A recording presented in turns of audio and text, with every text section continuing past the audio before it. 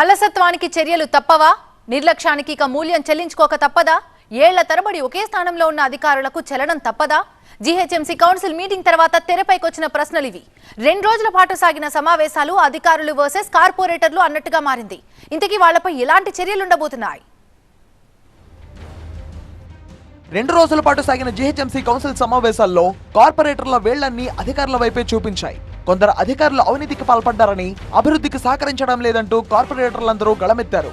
ఈ పార్టీ ఆ పార్టీ అనే తేడా లేకుండా అన్ని పార్టీల సభ్యులు ఇవే ఆరోపణలు చేశారు.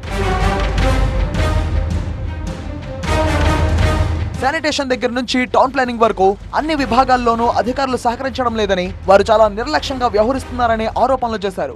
ఈరోజు తెలంగాణ రాష్ట్రం ఏర్పడినట్టు నుంచి ఇప్పటి వరకు దాదాపు 3,000 కోట్ల రూపాయలు ఈరోజు జిహెచ్ఎంసీకి ఇచ్చిన విషయం వాస్తవం కాదని నేను అడుగుతా ఉన్నా. కేవలం 1,600 కోట్ల రూపాయలు మాత్రమే ఈరోజు జిహెచ్ఎంసీకి, మిగతా 1,400 కోట్లు రాలేవు. కాబట్టి వాటిపై కూడా కమిషనర్ గారు చర్య తీసుకోవాలని చెప్తా ఉన్నాను.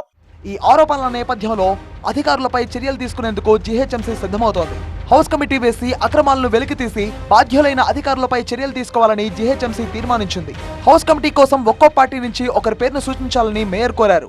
ఒక కార్పొరేటర్ కి ఒక డిస్రెస్పెక్ట్ ఇస్తే, లేకపోతే వాళ్ళ పనితీరు మీకు నచ్చకుండా అక్కడే పాతుకుపోయి ఉన్న వాళ్ళు అంటే అట్లాంటి ఆఫీసర్స్ ని మనం ఇమీడియట్ గా ఒక లిస్ట్ మేము కూడా తయారు చేసాము. మీరు కూడా ఆ లిస్ట్ మాకు ఇస్తే, ఎవరన్నా మీకు నచ్చని వాళ్ళు ఈ ఆఫీసర్ ఇట్లా చేస్తున్నారు, మీ ఫోన్ కాల్స్ లేపట్లు అంటే తప్పకుండా వాళ్ళ పైన యాక్షన్ తీసుకుందాం.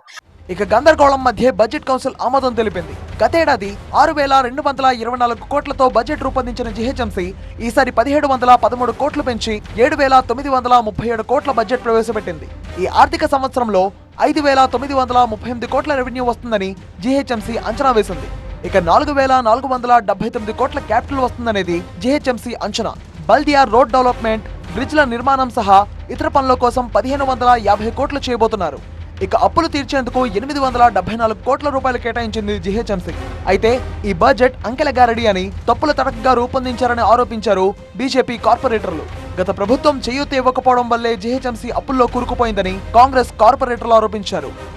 ఇలా మొత్తంగా 2 రోజుల పాటు అధికారులు వర్సెస్ కార్పొరేటర్లు అన్నట్టుగా ఈసారి కౌన్సిల్ సమావేశాలు జరిగాయి. పలు కీలక తీర్మానాలతో పాటు బడ్జెట్ ఆమోదంతో కౌన్సిల్ ముగిసింది.